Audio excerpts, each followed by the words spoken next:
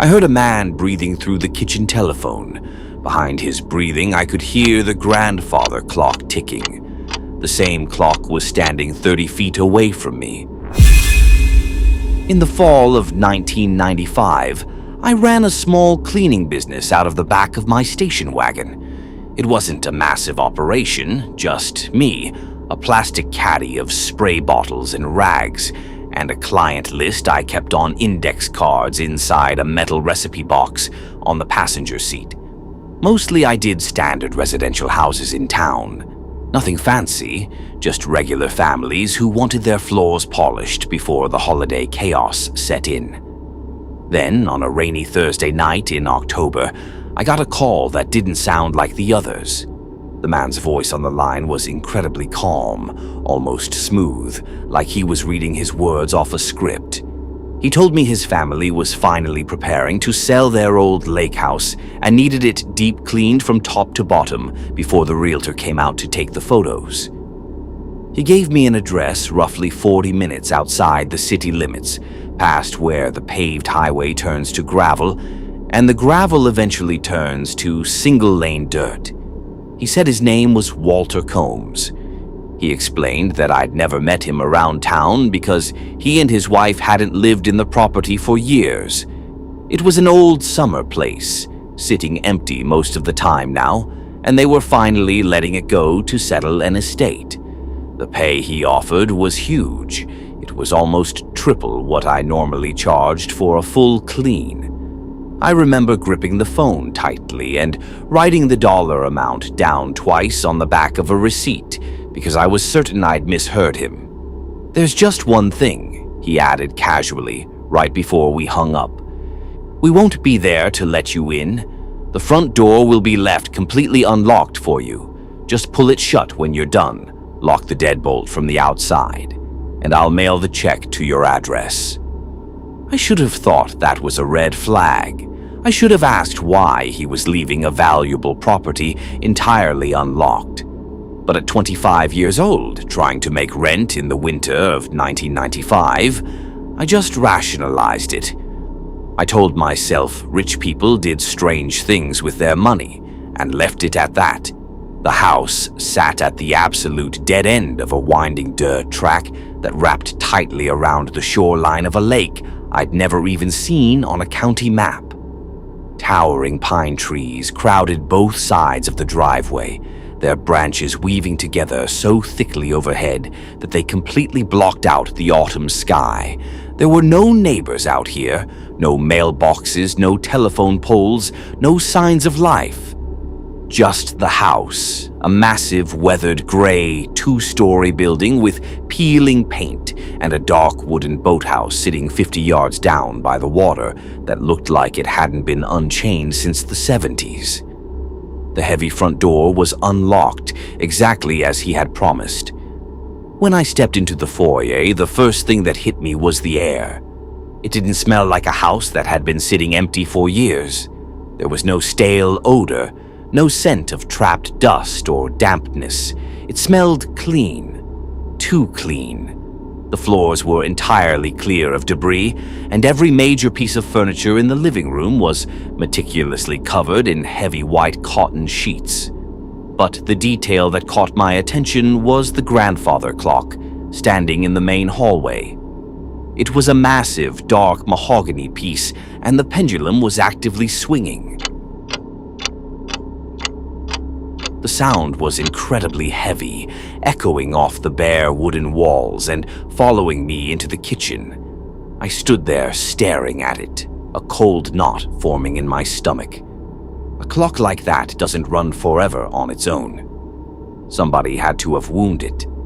Somebody had to have been in this hallway within the last few days. I forced myself to get to work anyway. I hooked up my vacuum, pulled my rags out and started dusting the windowsills, trying to drown out the rhythmic ticking of the clock with the mechanical roar of the motor. Around 11 o'clock that morning, I turned off the vacuum to change the bag, and that's when I heard the radio. It was faint, muffled by the ceiling, coming from somewhere on the second floor. It was a man's voice, speaking in that flat, comforting drone of an AM station, broadcasting an early morning farm report. I stood at the absolute bottom of the stairs, my hand gripping the wooden banister, listening to the tinny voice echo down the stairwell. I stayed perfectly still for almost a full minute, holding my breath, waiting for a song to play or a commercial to break. Instead, mid-sentence, the audio simply snapped off. Total dead silence rushed back into the stairwell, broken only by the steady sound of the clock behind me. I sucked in a breath and told myself it was just an automatic outlet timer. People with money installed those in vacation homes all the time to scare off burglars. It made sense. It was logical. By early afternoon, I had finished the entire lower level and worked my way up to the second floor. As I was wiping down the baseboards in the upstairs hallway, I noticed a wooden door frame near the linen closet, covered in tiny pencil height marks.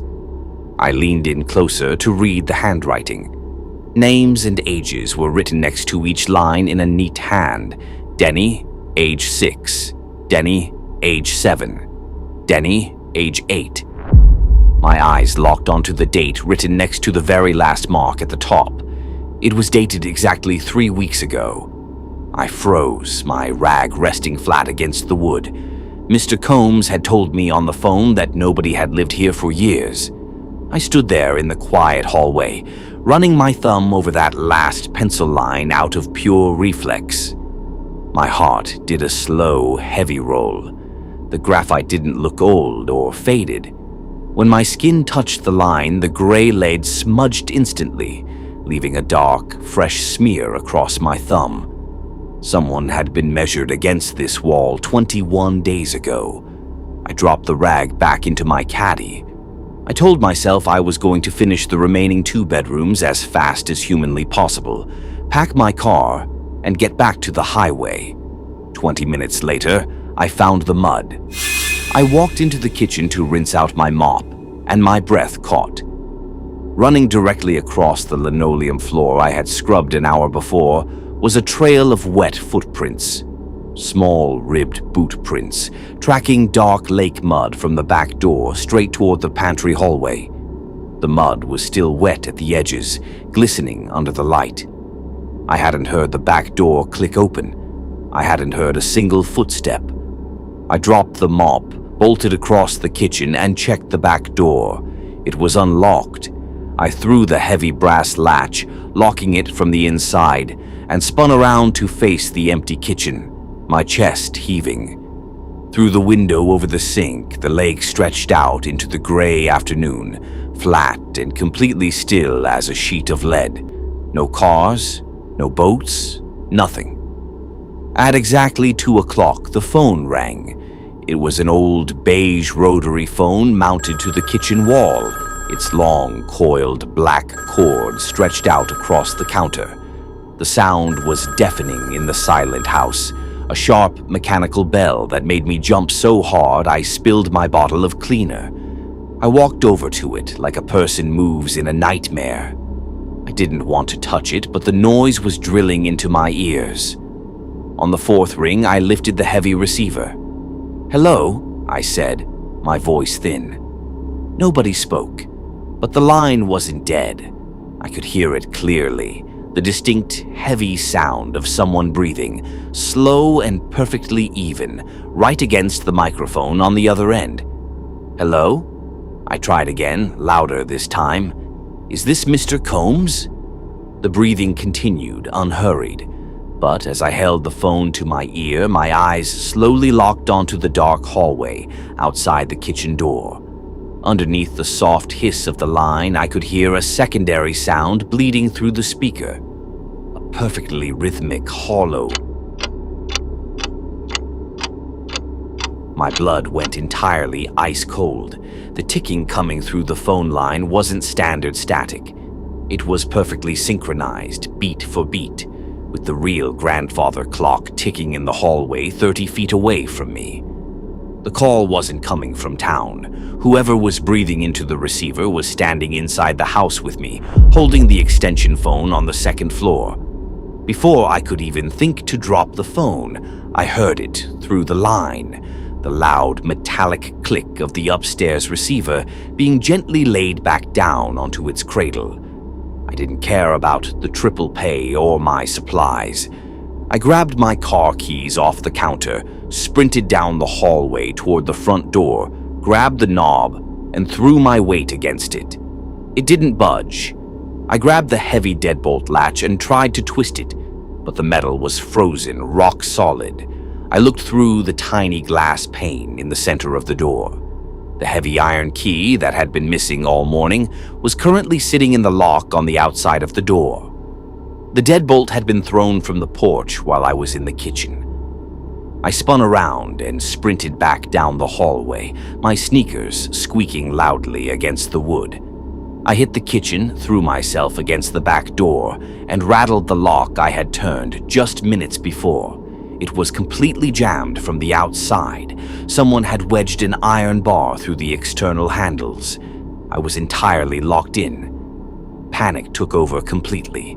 I ran into the small pantry off the kitchen, looking for any way out, and found a small window tucked behind the shelves. Because of the heavy lake dampness, the old wooden frame was completely swollen shut. I shoved the lock open, dug my fingers under the frame, and lifted with everything I had. It didn't move an inch. Right then, I heard a sound from the kitchen, the heavy creak of a floorboard directly above the ceiling, followed by the slow, deliberate thud of someone stepping onto the top of the stairs. "No, no, no," I whispered, tears blurring my vision. I clenched my fists and slammed the heels of my hands upward against the frame, over and over, fracturing the old white paint until the wood finally gave way with a horrific, splintering crack. I threw the window up, scrambled over the sill, and tumbled out into the wet dirt outside, scraping my arm raw against the rough edge of the siding. I didn't look back. I ran blindly through the mud toward my station wagon, tore the door open, and threw myself into the seat. My hands were shaking so violently it took 3 agonizing tries just to force the key into the ignition.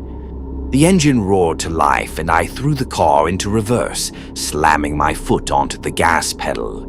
As the car fishtailed wildly backward down the dirt track, my eyes flicked up to the rearview mirror, catching a view of the boathouse down by the black water. The double doors were wide open now. Standing directly in the center of the dark entryway was a silhouette, a man completely motionless, facing the house. Facing me. I didn't stop driving until I hit the gravel, and I didn't let off the gas until I slammed the brakes outside the sheriff's office on Main Street. The deputy on duty was an older man who looked like he'd spent the last 20 years drinking burnt coffee. But when he saw my torn sleeve and the raw panic in my eyes, he grabbed his keys and drove back out to the lake with me in his cruiser. When we arrived, the house was completely unlocked. Both the front and back doors were standing wide open, swinging gently in the cold October breeze like they'd never been touched all day. But inside, the house wasn't what it had been that morning. The heavy white sheets were entirely gone from the furniture. The grandfather clock in the hallway sat completely dead, its pendulum stopped dead center. The radio upstairs was missing from the nightstand. When the deputy followed me to the upstairs hallway door frame to look at the height marks, my heart stopped for the second time that day. The faint pencil lines were still there in the wood, but the very top mark, the one dated 3 weeks ago, was completely gone. There was just Denny, age 8, and the wood above it was clean, scraped down slightly as if someone had taken a piece of fine sandpaper to the grain right before we arrived. The county records check took 2 days. The sheriff pulled me into his office and told me the house hadn't belonged to anyone named Walter Combs. It had been sitting completely empty in court for nearly 6 years, tied up in a legal dispute between out-of-state relatives. No one had legally set foot on the property since 1989. The phone number I had written down when the deputy tried dialing it from the station's recorded line simply clicked twice and gave a disconnected tone for a number that had been shut off 3 years before. The only thing the deputies actually found was down in the old wooden boathouse.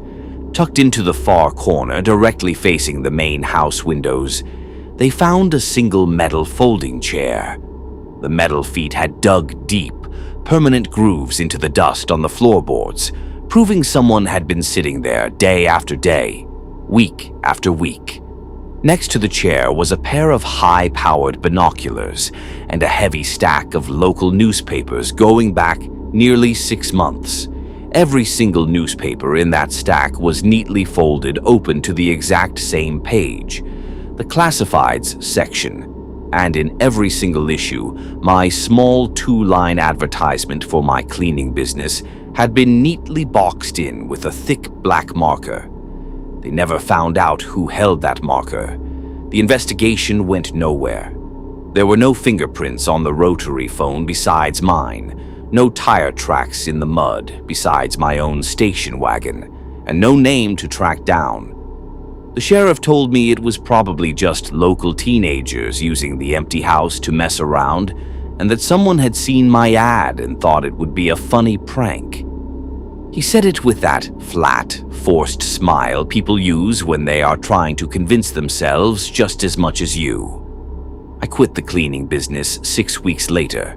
I sold the station wagon, took a clerical job in a bright, crowded corporate office downtown, and made sure I was never the last person left in the building at night. The sheriff called it a prank, but I've never met a prankster patient enough to spend 6 months collecting newspapers, circling a stranger's advertisement, and waiting for the perfect day to make a phone call. Whoever hired me knew exactly who I was before I ever drove down that road. I still wonder how many other people answered similar calls.